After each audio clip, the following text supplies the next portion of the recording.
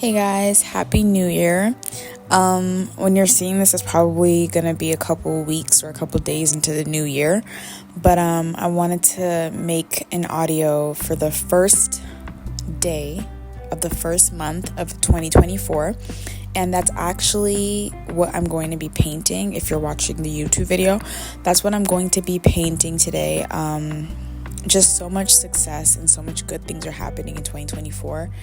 And I just wanted to make this audio to talk about how good it is to have hope, to have anticipation, to look forward to something. In a past episode, I talked about how if you feel seasonal depression or if you feel like, there's nothing going on in your life, always make sure you plan things ahead. Even though we're not in control of what happens ultimately, I said always make sure you plan things ahead so that you have something to look forward to. And I just know 2024 is going to be a good year, and that's not saying that obstacles are not going to occur or hard times are not going to come, but specifically for myself, 2023 was definitely easily the worst year of my life. That it was easily honestly, there was a lot of pruning, and 2024 was the best year for me spiritually because a lot of things fell off me and a lot of things were removed from me inwardly, but a lot of things were also removed from me outwardly, and it was really hard and lonely. And then of course, once I'm struggling internally, it seems like the whole world is against me. So 2023 was definitely a very, very hard and difficult year for me. That's not to say that I didn't accomplish things in 2023. I accomplished a lot, but it was very difficult. And I know that 2024 is going to be a great year for me. And even if you don't have anything to look forward to in 2024, just claiming that 2024 is going to be a great year for you sets the tone for the year. Just speaking life. And I told myself that if there's anything that I do this year, I just want to make sure I speak life. No matter what is happening around me, I speak life into my situation. So yeah, just again, making sure that I speak life into my situation.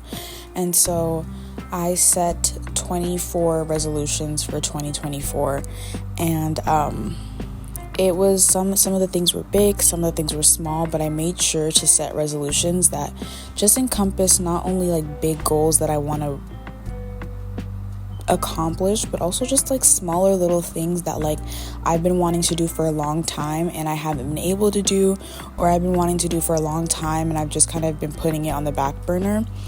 And specifically for me, this year I'm graduating high school, I'm getting my official license, I'm entering university, and it's just I'm moving away, and there's just so much change and transition happening in this season, and that can be difficult. But overall, I'm very hopeful for it and I'm very excited. And so I encourage you, don't think that you have to prepare for 2024 only in 2023. You can prepare for 2024 right now, while you're in 2024.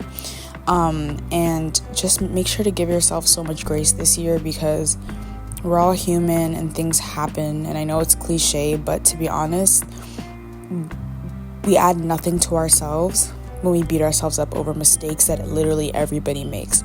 So I encourage you to make a list of 24 things. You can split it into 12 things. You can split it into 6 things, depending on who you are.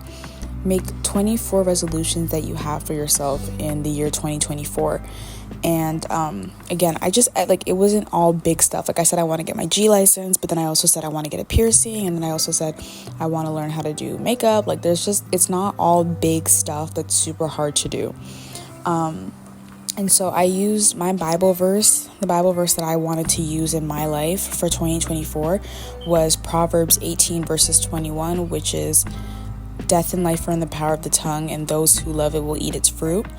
And that's why speaking life is this big resolution for me, because 2023 wasn't just hard because of the spiritual warfare that was going on, or the wilderness season, or even just the loneliness or whatever the case may be. It was especially hard because I wasn't nice to myself, and I was super negative, and I complained a lot, and I was basically like the Israelites who were crossing over to the promised land.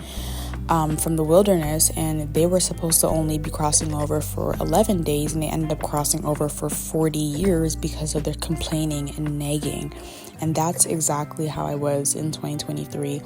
And so no matter what happens this year, even though I have a lot of good things to look forward to, no matter what happens, I want to speak life, and I want to stop complaining and kind of just go with the flow of life. Another big thing for me is also just not allowing a couple minutes or an hour, a couple weeks or a month of being uncomfortable to make you have a whole year or a lifetime's worth of regret. Go do that uncomfortable thing, go do that awkward thing for just a little while, because it's better to do it and figure out how you feel about it than to not do it and live with regret. Because I'm telling you, regret is the worst feeling ever, because there's nothing you can do to change what happened. So my word for 2024 is victory. Victory over everything. And I'm even having victory in graduating, having victory in entering a new stage of my life. So there's just victory all around me. And I claim for myself that from January to February, 7 big blessings will hit my door. And I claim that for all of you as well. So just remember that you don't have to have a million resolutions. You don't have to write down a million things. Just make sure you know what you want. Make sure you know what God wants for you and stand firm in that. I hope everybody has a great year, and I hope to see our community grow as the year goes on. And don't forget to like and subscribe, guys, and join the community, because more than anything, like being monetized or having a bunch of followers, more than anything, I just want to create a really safe community here where we can create and use our God-given gifts, and also just talk about really hard topics. So I'm really grateful for everybody who's here and the people who tune in daily or weekly, whatever the case may be. I do see you, I do notice you, and it really means a lot. So thank you.